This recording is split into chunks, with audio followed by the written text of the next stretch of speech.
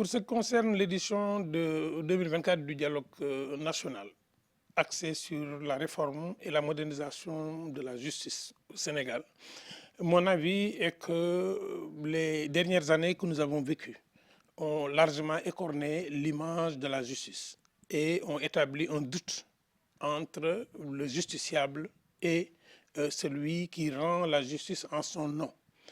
Des heurts ont éclaté entre des avocats et des juges. Des heurts ont éclaté entre des greffiers et des juges. Des récriminations politiques ont été entendues en direction de ceux qui jugent et de ceux qui portent la légalité de la justice. Les rapports entre les juges et le ministère de la Justice sont des rapports qui ont été interrogés. Il est bon parfois, quand un peuple veut avancer, veut grandir, de s'arrêter et de réfléchir sur ses forces et ses faiblesses.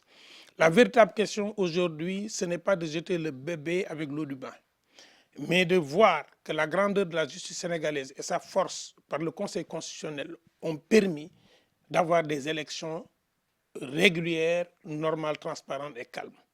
Mais il faut qu'on se pose la question.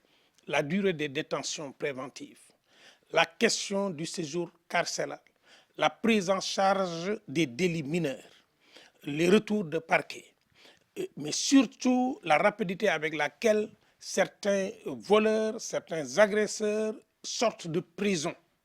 Toutes ces questions méritent d'être posées sur la table.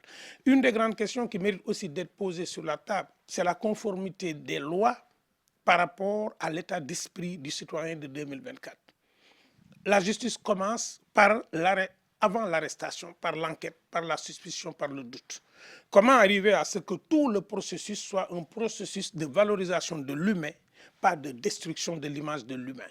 Je pense que ces questions méritent d'être posées. Comme nous sommes dans un système où tout se tient, la place du procureur face au juge, la place de l'avocat face au juge, l'avocat qui est engagé dans un dossier, son rapport au bâtonnier, son rapport à l'ordre, toutes ces questions doivent être interrogées, mais qu'on ne s'arrête pas juste à l'aspect pénal, qu'on pense à l'aspect social. Celui qui est pris dans un délit de justice, qui a été gardé pendant 10 ans pour un crime qu'il n'a pas commis et qui est libéré, qu'est-ce que l'État a comme responsabilité pour restaurer son image et lui rendre ces 10 ans qu'on ne peut plus lui rendre? Mais comment régler ces questions-là? Comment aussi régler la question de l'enseignement du droit dans les écoles primaires, la sensibilisation, les visites scolaires dans ces espaces-là pour qu'il y ait une initiation à la notion de justice. Maintenant, l'autre élément, c'est l'élément de corruption visible. Comment sanctionner la corruption visible? De sorte que chaque citoyen se dise « j'ose aller au tribunal parce que l'argent n'y sera pas une force. J'ose aller au tribunal même si je ne suis le militant de personne. J'ose aller au tribunal même si je ne suis le talibé de personne. J'ose aller au tribunal juste parce que je suis un citoyen et que la justice de mon pays est une justice libre, équitable et une justice qui répare les torts qu'on m'a causés. » Donc je pense que le dialogue national d'édition 2024 a vraiment raison de poser la question de la modernisation, mais surtout la question de la transparence. Comment faire pour que la justice soit transparente par cette problématique et qu'on ouvre aussi la palette.